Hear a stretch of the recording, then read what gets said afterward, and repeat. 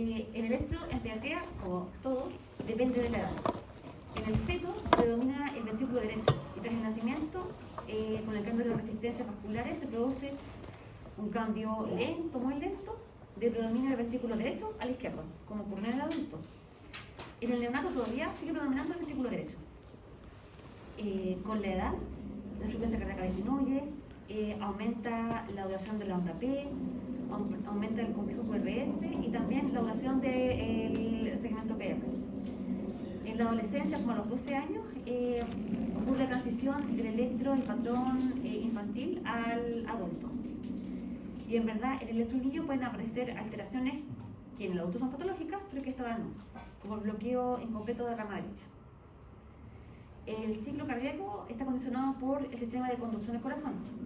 La secuencia de un ciclo normal es que el impulso aparece en el nódulo sinusal de la aurícula derecha, que es el marcapaso del corazón, y genera el impulso eléctrico. Este impulso depolariza primero la aurícula derecha, luego la izquierda, se produce la onda P, después llega al nódulo auriculoventricular y se produce el PR. Después el impulso eléctrico llega al ventrículo, alcanza el haz de His, después llega a la red Purkinje y se forma el QRS. Y en la repolarización ventricular produce la onda T. La repolarización auricular en general no se ve. Bueno, este es como el trazado típico. Tenemos la onda P, la onda T, el complejo QRS, el segmento ST.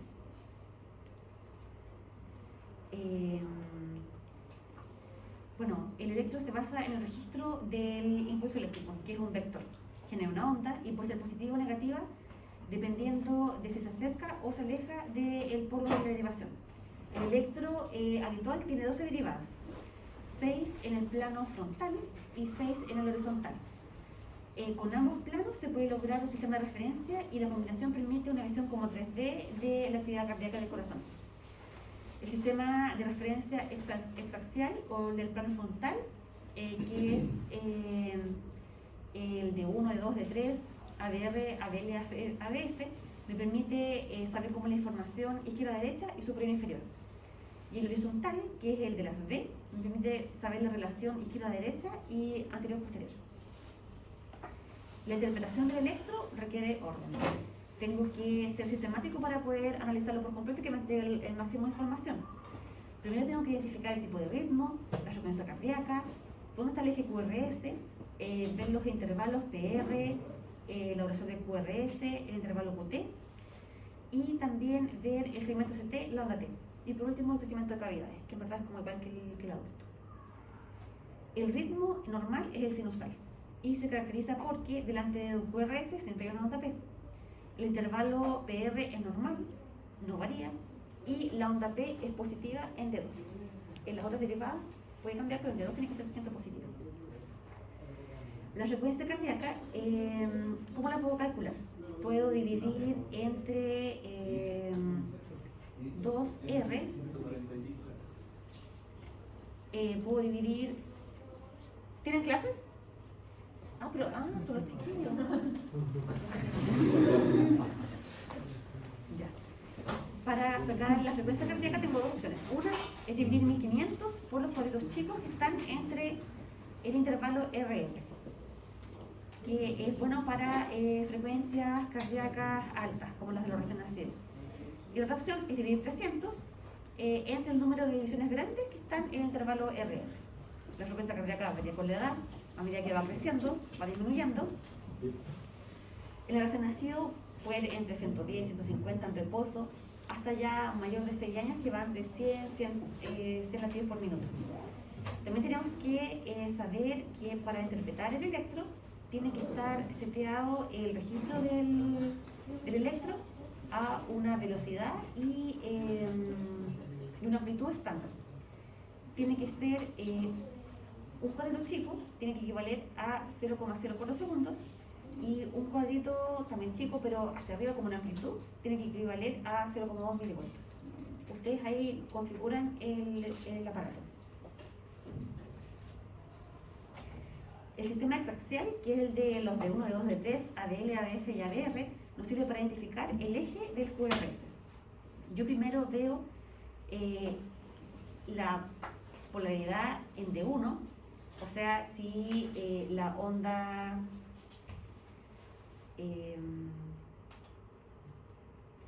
R es más que la onda S.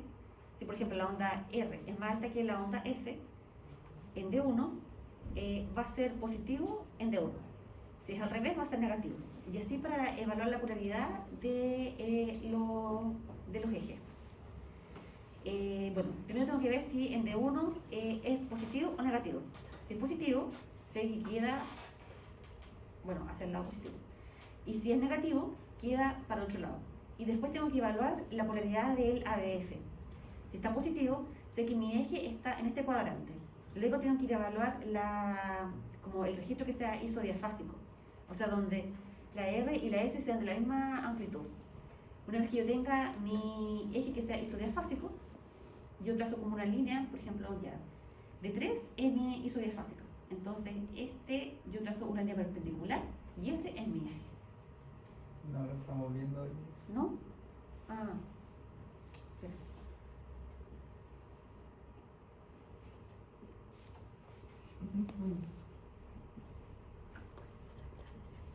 Ahí sí, ya. Entonces, yo evalúo el eje de D1 y de ABF. Si me dan los dos positivos, significa que mi cuadrante o que mi eje del QRS está en este cuadrante, entre 0 y más 90. Luego yo tengo que identificar el registro donde esté el QRS isodiafásico, donde la R sea lo más parecida a la S. Supongamos que es de 3. Y el eje del QRS va a ser perpendicular a la derivación donde es isodiafásico. ¿Me siguen? Sí. ¿Tú? Ya. Es que te veo con cara de duda. Perfecto. El eje del QRS también varía por la edad. Varía de una polaridad derecha, porque el corazón del recién nacido, del feto, es de predominancia del ventrículo derecho, hacia la izquierda, que es la del adulto.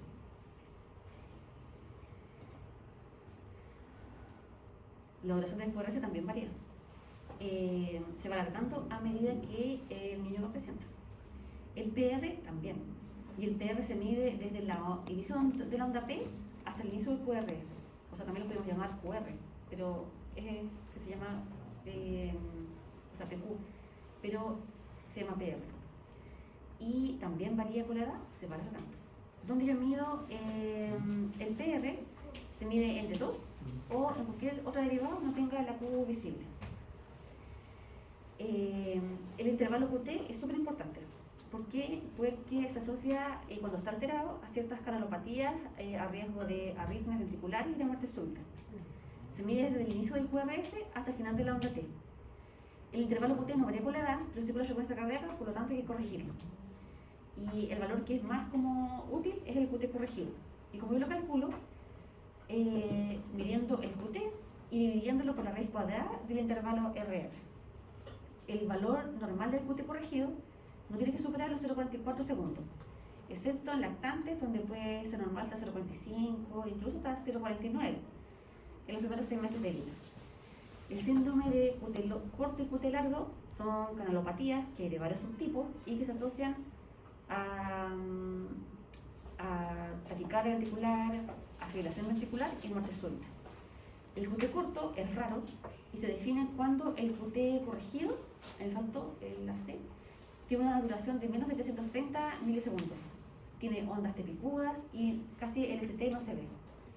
Y el QT largo, que es más estudiado, es más frecuente, dentro de lo raro que es, se caracteriza por un QT corregido largo, y además hay una serie de parámetros que uno puede evaluar para ver qué tan probable es que tenga este síndrome. Esta es la puntuación de Schwartz, donde cuando tengo más de 4 puntos, tengo una alta probabilidad de tener el síndrome de QT largo. Evalúa tanto hallazgos en el electro, como la historia clínica, como la historia familiar. Pero lo que ustedes tienen que saber es que tienen que medir siempre el QT corregido. Y lo normal es que no supere los 0,44 segundos. Puede ser un poquito más largo en los lactantes, pero si lo revisan y les da más largo, tienen que hacer otro tipo de evaluación.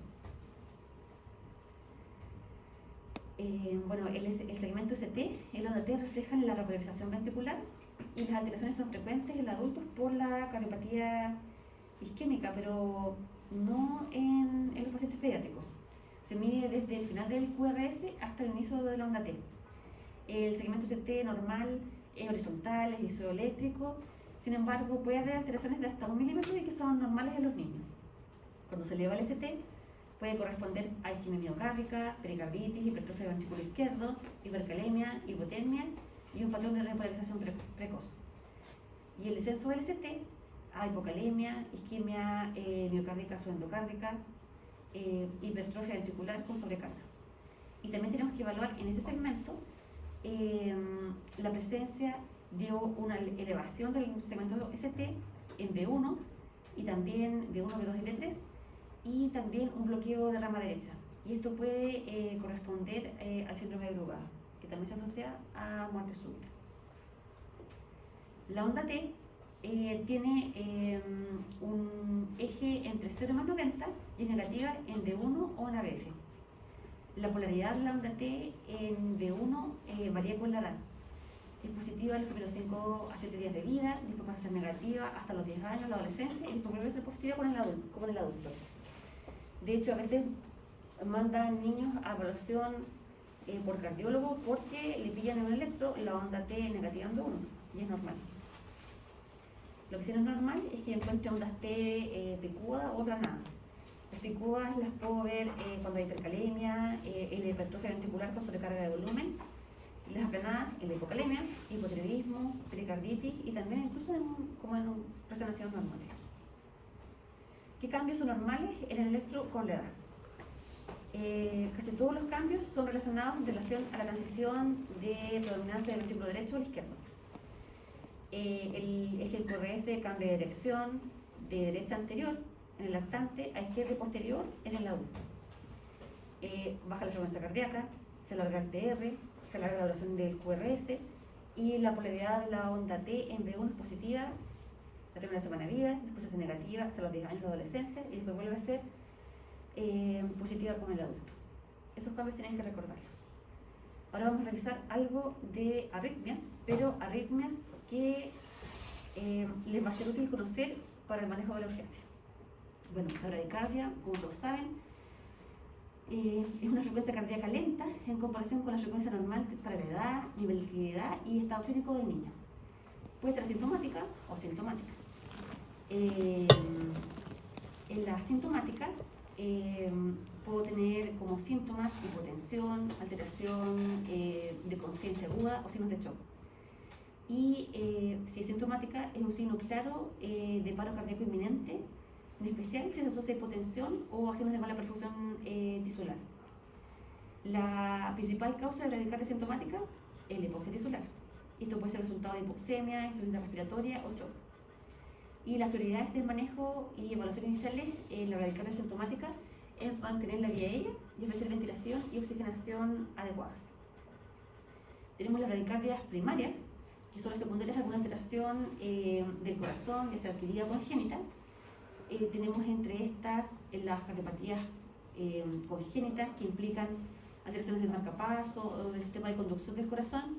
Niños que son cardioperados en general tienen alteraciones de la conducción. Las miocardiopatías, las miocarditis. Y las secundarias, hipoxia, acidosis, hipotensión, hipotermia y también el efecto de algunas drogas.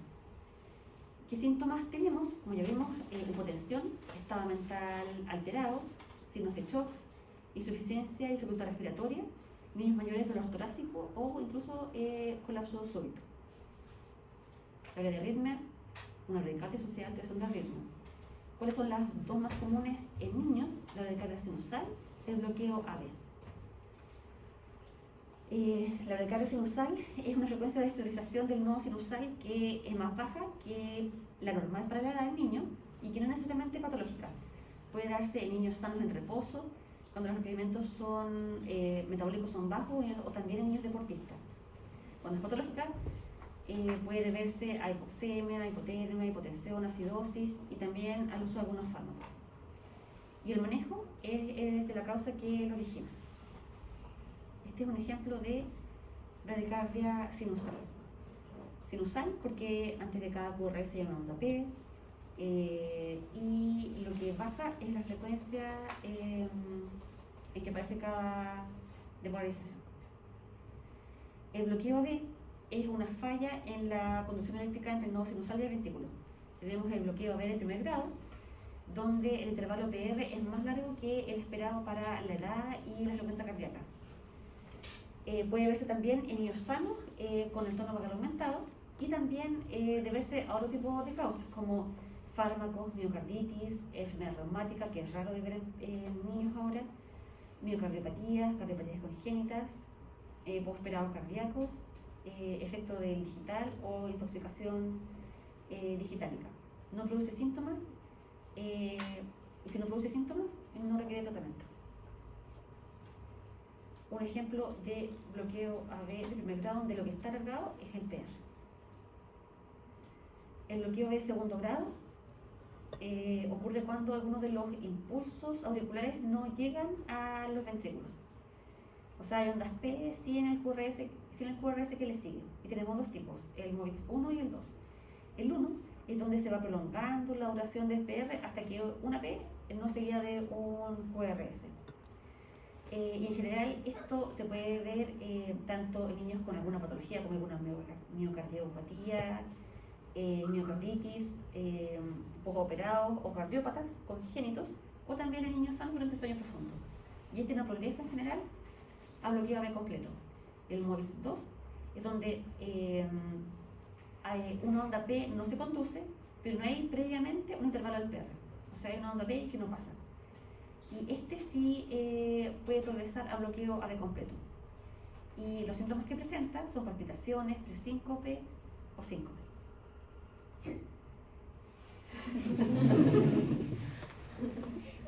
A ver, chiquillos, ¿qué les parece la fotito de arriba? ¿Qué tipo de bloqueo de segundo grado creen que es?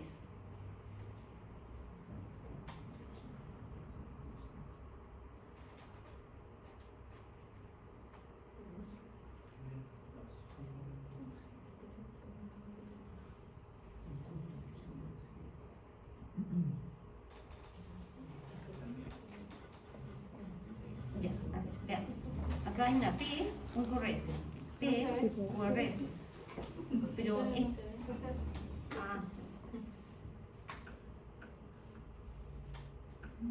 P, QRS. P, pero este PR es más largo. QRS. Y acá P y no pasa. Acá P, QRS, P, está un poquito más largo, el PR, QRS y esta no pasa. O sea, sería el tipo 1. Y este de abajo tenemos P, no pasa, P, QRS, P, QRS, pero un poquito más largo, P, QRS, el PR está más largo, P, PR más largo, QRS y al final no pasa. También sería del primer, al tipo 1, primer grado. Y este, tenemos una P, no pasa la P, o sea, no pasa el impulso. Tenemos la P, el QRS, la T, P, QRS, T, P, QRS, T, y vemos que el PR como que mantiene como su duración. Y acá tenemos una P y no pasa el impulso y no hay QRS. Este sería el tipo 2, porque pasa y no pasa, sin haber una prolongación del PR. Del bloqueo B de tercer grado, bueno, donde hay una disociación entre las aurículas y los ventrículos, cada uno funciona por su lado, la actividad es independiente, la frecuencia auricular es mayor que la ventricular. Los bloqueos pueden ser congénitos, por ejemplo, cuando la guagua, o sea, un recién nacido es hijo de una mamá con lupus o cardiópata, pero también puede ser adquirido. en un paciente postoperado o que tenga una miocarditis, algún tipo de miocardiopatía, enfermedad de depósito, tumor, infarto, cosas más raras. Síntomas frecuentes, fatiga y síncope. Y si bien los niños con bloqueo AV completo asintomático no requieren un tratamiento inmediato, si no están sintomáticos, sí requieren como manejo rápido. Estos niños hay que hospitalizarlos, pedir evaluación por cardiólogo, hacer el estudio completo y evaluar si es necesario un marcapaso transitorio o dar tiempo para que se instale un marcapaso definitivo. Y esto, aquí podemos ver que las aurículas y los ventrículos andan cada uno por su lado, actividad independiente, y la actividad auricular por la frecuencia de las ondas P es mayor que la de los QRS. Vamos a pasar a las taquiarritmias. Bueno, son ritmos anómalos rápidos que tienen su origen en las aurículas o los ventrículos y se pueden tolerar por un tiempo variable, especialmente si tenemos un corazón sano, pero puede provocar compromiso hemodinámico agudo como un shock o un paro cardíaco. Y si el niño no tiene un corazón sano, un cardiópata por ejemplo, se deteriora rápidamente y puede evolucionar con insuficiencia cardíaca o con signos de shock o un paro. ¿Qué signos y síntomas vamos a tener? Palpitaciones, mareos, síncope. En las guaguas, los lactantes, las taquiarritmias pueden no detectarse durante un periodo de tiempo prolongado hasta que el gasto cardíaco se compromete y desarrolla signos de insuficiencia cardíaca congestiva como dificultad para alimentarse, polipnea, irritabilidad persistente. Y también puede tener signos de compromiso hemodinámico asociado. ¿Cómo clasificamos las taquiarritmias? Según el ancho del complejo QRS, en angosto y ancho. Las de QRS estrecho son las que duran hasta 0,09 segundos. Tenemos entre ellas la taquicardia sinusal, la supraventricular y el flutter, y el QRS ancho, a la taquicardia ventricular y la taquicardia supraventricular con conducción interventricular con aberrancia.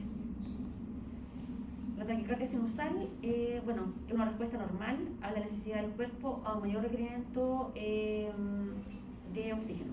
No es una arritmia en sí. En este caso la frecuencia cardíaca no es fija, varía por el nivel de actividad. Y en el electro, como lo podemos identificar, porque la frecuencia cardíaca en general en los lactantes es bajo 220 y en los niños es bajo 180. La onda P está presente, tiene una morfología normal, tiene un PR constante, duración normal, el intervalo RR es variable y el complejo QRS es estrecho. Este es un electro típico, una fotito de taquicardia sinusal. Vemos que hay una onda P que precede a cada QRS y el complejo QRS es angosto. La taquicardia supraventricular es un ritmo que se origina por encima de los ventrículos. Hay varios mecanismos por los que se originan, pero el más frecuente en los niños es el mecanismo de reentrada, que se produce a través de una vía accesoria o también puede producirse dentro del mismo nodo AV. Entonces, se envía como el impulso eléctrico desde el nodo hacia el nodo atrioventricular o hacia los ventrículos y se produce por un mecanismo como de reentrada. Hay otro accesorio que vuelve como que estimula de forma retrógrada al seno auricular, donde se origina el primer estímulo y vuelve a estimularse. O también puede haber un foco auricular ectópico, y es la arritmia más común que supone un riesgo cardiovascular durante la lactancia. Como se presenta como un ritmo rápido y regular de forma súbita, los lactantes van a estar irritables, van a tener compromiso para la alimentación, dificultad respiratoria, o somnolientos, vómitos, pálidos, con signos de mala perfusión.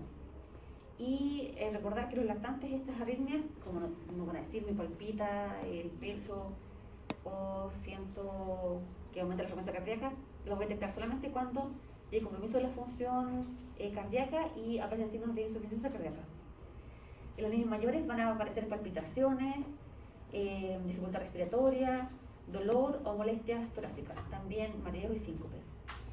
Lo que tenemos que identificar para el manejo es si hay compromiso cardiopulmonar o no. En el electro, ¿qué vemos? Que hay falta de variabilidad latido-latido. El RR es constante. Recordemos que la taquicardia sinusal, el RR es variable. La frecuencia cardíaca en lactantes es 220 o más y en los niños es 180 o más. La onda P puede no estar o ser anómala o aparecer después del QRS. El intervalo PR en verdad no se puede determinar porque no veo la onda P. Y la taquicardia auricular con un foco ectópico puede haber un PR cortito. El QRS es estrecho. Aunque puede haber taquicardia supraventricular de complejo ancho. Y esta es cuando hay una conducción interventricular con aberrancia. Es poco común. El 90% de las taquicardias supraventriculares son de complejo angosto. ¿Y cuándo ocurre? Cuando hay un bloqueo de rama preexistente. Y en el caso de que yo tengo una taquicardia con complejo ancho, yo no voy a pensar que es una taquicardia supraventricular con conducción con aberrancia. Voy a pensar que es una taquicardia ventricular con complementación. Esta es una foto de un electro con una taquicardia supraventricular. Vemos que la onda P no se identifica, no identificó el PR y el complejo es angosto. Entonces, la taquicardia sinusal versus la supraventricular. El inicio de la sinusal es gradual, el de la supraventricular es de inicio y término brusco, repentino. En la taquicardia sinusal podemos encontrar algún antecedente que lo origine, por ejemplo, fiebre, dolor, deshidratación o una hemorragia. En la taquicardia supraventricular no vamos a encontrar ninguno de estos datos. En el lactante sí podemos ver que hay signos de insuficiencia cardíaca congestiva. Y en el niño que las palpitaciones o dolor torácico parte de forma súbita. Al examen físico, bueno, la taquicardia sinusal, los signos de la causa subyacente, y en la supraventricular, en los lactantes, signos de insuficiencia cardíaca congestiva, tanto a nivel pulmonar como sistémico. La frecuencia cardíaca, recuerden, sinusal, lactante bajo 220 y preescolar hacia arriba bajo 180. Si se superan estos valores, lo más probable es que sea supraventricular. Respecto a la monitorización, al comparar las dos, la taquicardia supraventricular, la variabilidad de la frecuencia cardíaca con los cambios de actividad o estimulación en la supraventricular es casi nula. En el electro, en la sinusal, vamos a ver que hay onda P, que es normal, que es positiva en las derivaciones 1 y ABF. En la taquicardia supraventricular no va a tener onda P, o sea anómala o invertida, y si está presente aparece después del QRS. Otra arritmia, taquiarritmia, es el flutter auricular, que también es de complejo angosto, puede presentarse en recién nacidos con corazones normales y también niños con cardiopatías congénitas, especialmente tras la cirugía, la cardiocirugía. Y en este caso hay un circuito de reentrada en las aurículas que permite que una onda de despolarización se desplace en círculos dentro de las aurículas. La conducción atrioventricular es variable porque el nodo AV no es parte del circuito. La frecuencia auricular puede pasar las 300 como contracciones por minuto, mientras que la ventricular es más lenta y puede ser irregular. Y el patrón típico en el electro es el dentado de la onda P. Vemos que es como un cerrochito.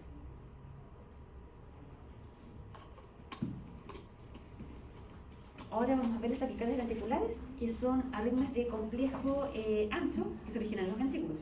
Son poco común en los niños, pueden tener pulso o sin pulso.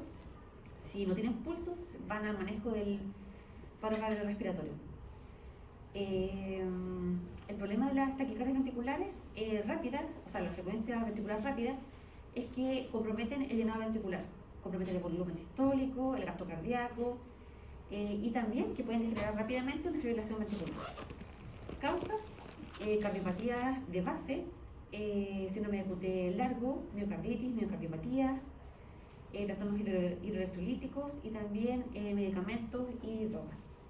También los antidepresivos tricíclicos pueden provocar o desencadenar taquicardias ventriculares. En el electro que vemos que la frecuencia ventricular es de al menos 120, es regular, complejo ancho, más de 0,09 segundos. La onda P en general no se ve, pero cuando se ve no está relacionada con el QRS, porque es disociación atrioventricular. Y también puede haber como una relación entre la onda P y el QRS cuando se depolariza de forma retrógrada, pero es más raro. Y la onda T en general es de polaridad como opuesta al QRS. Un ejemplo típico de la taquicardia ventricular: ritmo organizado, de frecuencia aumentada y complejo ancho. Y en general no se ve la onda T. La taquicardia ventricular polimórfica es cuando la apariencia del QRS varía. Un ejemplo es la torsión de puntas que vimos en la clase de reanimación, donde los complejos QRS van cambiando de amplitud, de altura, y parece que rota alrededor de un eje. ¿Y con qué se asocia? Con el síndrome de Coutier prolongado, con hipomagnesemia, hipocalemia, a toxicidad por antirrítmicos como la amiodarona, flecainide, y también medicamentos de uso más común como los antidepresivos tricíclicos y los bloqueadores de canales de calcio. Esta ya la habíamos visto. El manejo de la torsión de puntas es el mismo que el de la taquicardia ventricular. Y ahora vamos a hablar del manejo. La bradicardia con pulso y mala perfusión. Bueno, este es el algoritmo que es bueno tener como presente para poderlos manejar.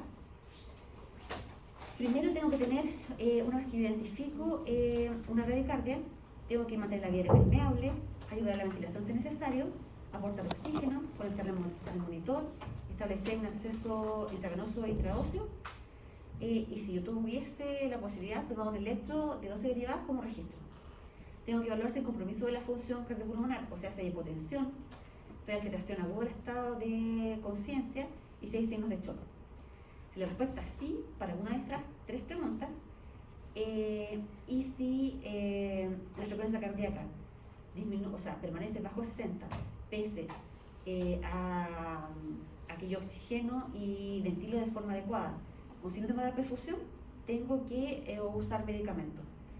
Primera opción, la adrenalina, y como segundo, la atropina. Cuando yo creo que hay aumento del tono vagal o aumento o un bloqueo AV primario. Eso. Primera opción, la adrenalina. Esto lo vimos. Y ahora la taquicardia con pulso y la perfusión adecuada. Tengo que, lo mismo, mantener la vía permeable, ventilar si es necesario, respirar con oxígeno, monitorizar, ver el ritmo y si puedo tomar un registro de electro de 12 derivadas. Si yo veo que el QRS es angosto, o sea hasta 0,09 segundos, yo tengo dos opciones: una taquicardia sinusal o taquicardia supraventricular. Yo voy a pensar que es una supraventricular cuando yo veo que no hay una onda P, o hay una onda P anómala, cuando la frecuencia no varía con la actividad, cuando la frecuencia de lactantes es más de 220 o 220 o más, y en los niños es más de 180. Y además tengo el antecedente de que fue de inicio súbito, que hay palpitaciones del dolor torácico. Mientras yo me preparo para manejar la taquicardia supraventricular o probable taquicardia supraventricular, yo puedo hacer las maniobras vagales por mientras, sin dedicarme o sin perder tiempo en esforzarme por hacerlas, porque puede que me resulte y puede que no. ¿Cuáles son estas maniobras? Uno, aplicar hielo en la cara. Lo otro, la maniobra de Valsalva. Pedirle al niño que puje o que sople por una bombilla o por una jeringuita. El niño más grande se puede ocupar el masaje carotídeo, pero ya la persona ocular ya está proscrita, no se ocupa. ¿Y cuál es el manejo en sí?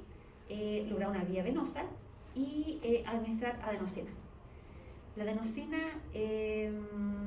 la ocupo a 0,1 miligramos por kilo, máximo 6 miligramos. Puedo ocupar una segunda dosis del doble de la primera. Para yo administrar la adenosina tengo que tener un sistema, o sea, tengo que tener la vía venosa conectada a una llave de 3 pasos para poder flancharla. En una conexión tengo la adenosina, la paso, por la otra tengo lista una jeringa con suero fisiológico le paso un bolo, cosa de que la adenosina llegue rápidamente al corazón, que es donde tiene que hacer efecto. Y lo ideal es que la diagnosis esté en un brazo y tú levantes el brazo y pases el medicamento, cosa como que llegue más rápido al corazón. Ese es como el manejo de la taquicardia supraventricular.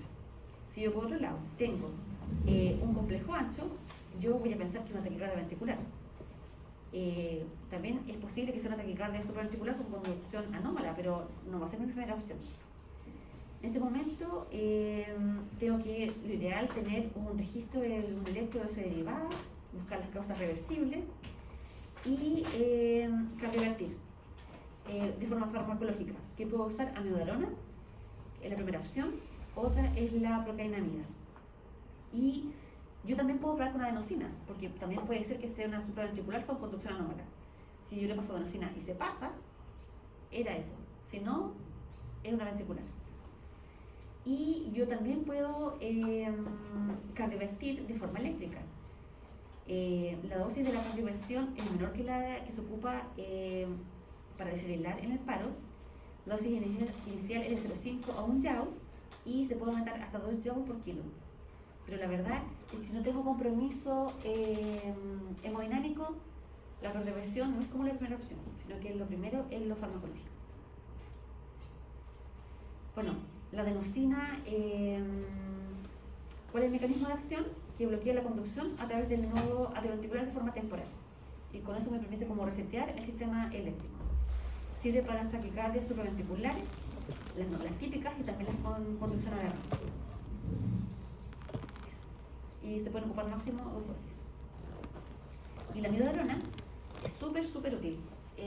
Sirve para tratar la mayoría de las arritmias, las taquiarritmias auriculares y ventriculares en los niños. Se puede ocupar en la taquicardia supraventricular que no responde a las maniobras vagales ni la adenosina. También para la taquicardia ventricular con compromiso hemodinámico. ¿Cuál es el efecto? Que inhibe los receptores alfa y beta adrenérgicos y produce vasodilatación y supresión del nodo AVE. Se puede repetir hasta 3 dosis de 5 miligramos por kilo por día. Tengo que pasarla lenta. En 20 minutos, 1 hora, porque también su difusión rápida puede ser peligrosa. Aumenta el riesgo de una taquicardia ventricular polimorfa, porque aumenta el QT, puede provocar taquicardia, hipotensión y eso, requiere monitorización. Y la cardioversión eléctrica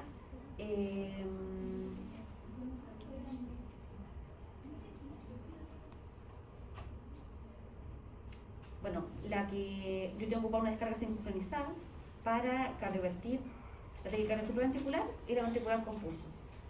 La idea es que yo haga coincidir la descarga con la onda R de QRS. Eso lo hace como el dispositivo solo. ¿Y por qué tiene que ser sincronizada? Porque yo tengo que evitar que aparezca una fibrilación ventricular, que podía aparecer cuando la descarga ocurre en la onda teta. Y cuando yo cardioverto, cuando tengo pacientes con inestabilidad hemodinámica que pueden tener una taquicardia supraventricular, un flutter, taquicardia ventricular, pero con pulso. Sin pulso, algoritmo de paro. Y también puede ser una cardioversión optativa para niños con taquicardia supraventricular, con hemodinamia estable, con flutter o taquicardia ventricular con pulso. O puede ser opcional. Y la dosis de descarga es menor. La primera descarga 0,5 Joule por kilo, la segunda, si con la primera no funcionó, se sube a 2 Joule por kilo.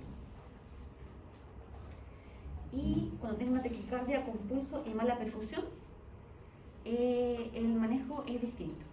Si yo tengo una taquicardia supraventricular, primero, y si tengo rápido un acceso venoso, puedo probar con adenosina, y si no, tengo que cardiovertir de forma sincronizada. Si tengo una taquicardia ventricular con compromiso hemodinámico, puedo también ocupar medicamentos y si no, cardiovertir rápidamente. Son las dos opciones. Eso, chiquillos. ¿Dudas? ¿Muy latero? Sí. Pero, ¿qué me interesa que les quede claro? Que, bueno, la lectura del electro es igual que en el adulto, pero que hay cambios que ocurren con la edad. El eje del corazón cambia porque primero hay una predominancia del ventrículo derecho, después cambia hacia el izquierdo, y en la adolescencia, sobre los 12 años, el electro es similar al del adulto, disminuye la frecuencia, aumenta el QRS, el PR, hay ciertos cambios en la polaridad de la onda T que son normales, que no son patológicos, como que entre unos negativas, desde la semana hasta los 10 años de adolescencia, después vuelve a ser positiva como en el adulto, y el manejo de las arritmias. Que pues, si yo tengo una bradicardia asintomática, puedo buscar la causa y estudiarla con calma. Si está asintomática, con compromiso hemodinámico, tengo que manejar las causas que la provocan más frecuentemente, que es como la insuficiencia respiratoria o los signos de shock. Si no responde a una buena ventilación, oxigenación, debo ocupar drogas. La primera opción es la adrenalina. Otra opción, cuando tengo aumento del tono vagal o un bloqueo AV primario, es la atropina. Y de las taquiarritmias tengo que ver si es complejo ancho o complejo angosto. Si es complejo angosto, tengo que ver si es sinusal o supraventricular. Si es supraventricular sin compromiso hemodinámico, adenosina. 1 a 2 dosis por mientras las maniobras vagales. Si tiene compromiso hemodinámico y tengo una vía venosa, puedo probar por adenosina, si no, cardioverto. Y con la taquicardia ventricular, si está hemodinámicamente estable, también puedo ocupar los medicamentos. Si está inestable, puedo cardiovertir o ocupar los medicamentos. Pero en general se cardioverte, porque mientras tú esperas preparar los medicamentos, que la neurona haga efecto, cardiovertes. Eso. ¿Descanso? Ya. Para la última.